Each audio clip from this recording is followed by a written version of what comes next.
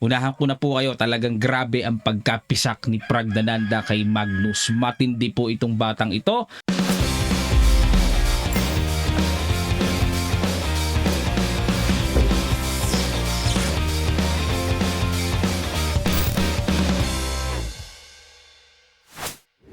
Hello po sa inyong lahat mga kamatyas. Ayan, wala po kami sa bahay ngayon eh.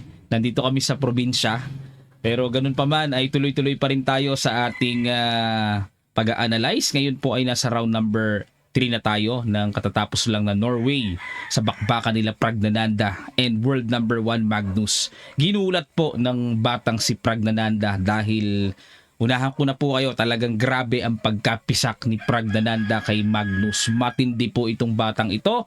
Tingnan na kagad natin ang kanilang bakbakan at sa end part po, pakita ko sa inyo ang standing nila.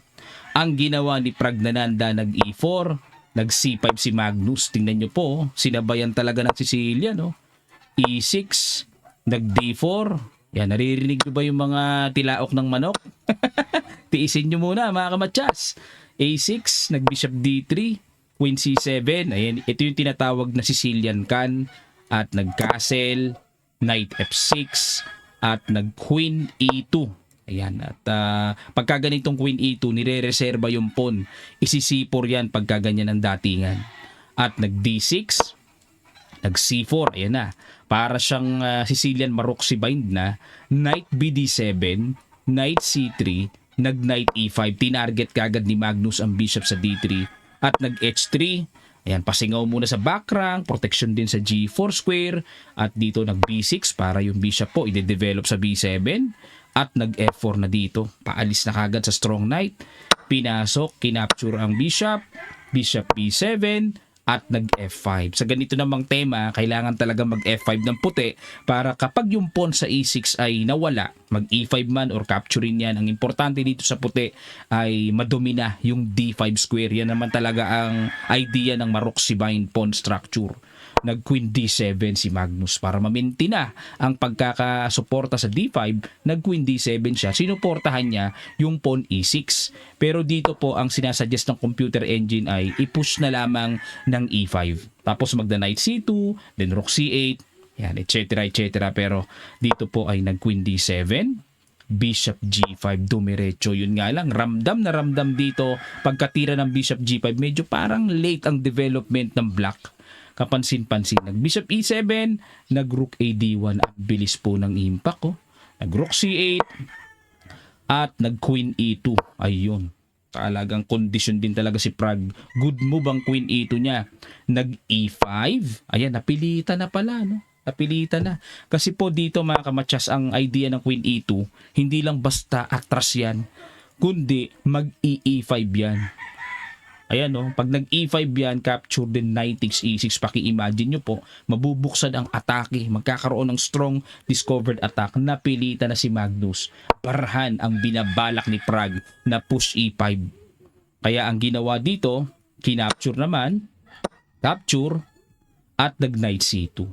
Magmamaneuver yung Knight, pupunta sa E3, at dadalhin ang Knight, strong Knight sa D5. So dito, Bishop pair versus dalawang knight. Sino mas malakas dito? Tandaan nyo po mga kamatyas, pagka dalawang bishop ang hawak nyo, make it sure na open ang posisyon. Pagka ang position ay close or semi-close, hari ang knights dyan, ang mga yoka babs. Malakas ang mga kabayo dyan. Queen C6, binatungan ang pawn sa C4 at nag-Knight E3, depensa, Bishop G5 para mapaalis. Ang knight na yan, nag-King H1 lang. Another good move. Kinapture na po. Takes at nag-F6 muna. Hindi mo na basta-basta makapture yan ng, ni Magnus kasi nga mabibitin din yung pawn B6. Nag-F6 muna dito kasi dito naman, bakit nag-F6 si Magnus? Magpupush na kasi si Prag eh. Napakalakas po niyan na paparating. Nako, hindi biro ang paparating na attacking gagawin ng puti. Kaya binarhan na naman ni Magnus at nag-B3. Time naman para depensahan. Lumalabas dito, Bishop versus Knight. Grabe. Mighty Knight po ang tawag dyan. Napakalakas ang Knight ni Praggnanandha. At nag-Knight D5, nag-Queen C5. Pinipilit ni Magnus alisin na ang Reyna. Pero umiwas lang. Tama ang approach dito ni Prag. Siya kasi yung umaatake, dapat umiwas siya sa mga exchange. Yung Queen F3 po, pupunta yan dyan sa H5. manggugulo na naman ang atake. Gumapture, Queen H5 check na at nag-King F8.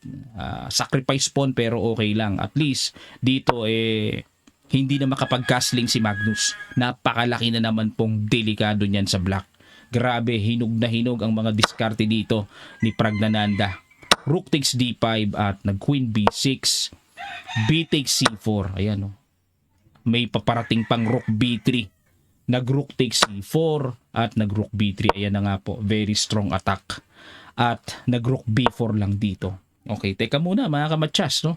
Baka mapaisip kayo, coach, ba't hindi chinek dyan ni Magnus? At tipong pag umangat ang king ay papasok ang reyna, makakapanggulo-gulo ng check. Mag-Rook D1 lang kasi. Okay? Pag kinapture yan, Queen takes D1 at atakado pa rin dito ang reyna.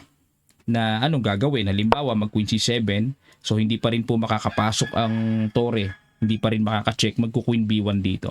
Yan ang deadly move na may check Rook B8 o kaya papasok po sa B7. Di makaangat ang king dahil maku-queenless. Yan ang paparating dito. So balik tayo. Kaya ginawa dito ni Magnus, nag-Rook B4 na lang siya and nag-Rook D3. Ang mabigat nito, kakapture na ng tore, tapos mayroon pong kapalit na tore, atake pa rin doon. Ganong kalalim ang mabigat na atake dito ni Pragnananda. Kinapture na lang po, capture, Queen C7 at nag-Queen to D1. Nakita pa rin dito ni Prag na imagine pa rin niya ang reyna ilalagay sa B1, dodominahin ang back rank ng black. Ang tindi po mga kamatsas. So ginawa dito, nag-G6 na lang, Queen B1, at nag-Queen C5, ayun, nilagyan ng G6 para kung check man, may tatakbuhan na sapat ang king sa H6, pero hindi pa rin sigurado dahil ayan na nga, pagtira ng Rook B7, taling-tali ang black ngayon sa 7th rank. Kinapture na yung F5 at nag-King H2 muna, another brilliant move by computer engine na nakita po ni Pragnananda para wala nang mga gulugulong check pang mangyayari pag angat ng reyna, mga check na ganon, inangat muna yung king, napakalakas po. So nag-Rook G8 dito, Queen B3, threatening matchas doon sa F7, nag-D5 dito at dito mga kamatchas. Sige po, ipag-guess ko sa inyo ang huling bitaw. Simple lang ito pero unstoppable na po yung matchas sa paparating na ginawa ni Pragnananda. Sa ilang sandali lang, tutuloy kagad natin. Start!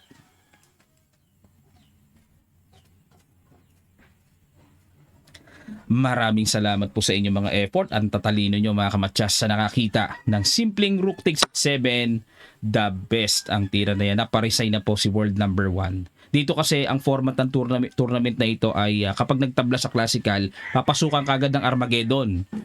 This time, sa first game pa lang, tinalo na kagad ni Prag si Magnus, meaning 3 points kay Prag, 0 kay Magnus, walang Armageddon. At ito na po ang kanilang standing so far ng kanilang bakbakan. Leading si Pragnananda sa score na 5.5 points dahil pag nanalo kasi 3 points ang binibigay, kapag ka nanalo naman sa Armageddon ay 1.5 ang binibigay at sa natalo sa Armageddon ay 1 point. At least may 1 point ka na. Yun nga lang, hindi nga umabot si Magnus sa Armageddon Kaya talo kagad siya. 5.5 kagad si Pragnananda mga kamatsas. Ayan, kitang-kita po sa standing. Pumapangalawa si Fabiano Caruana sa score na 5 points. Hikaru Nakamura 4 points. Alireza Firusia 3.5 points. Magnus 3 points. And nasa kahulihan si World Champion Ding Liren 2.5 points.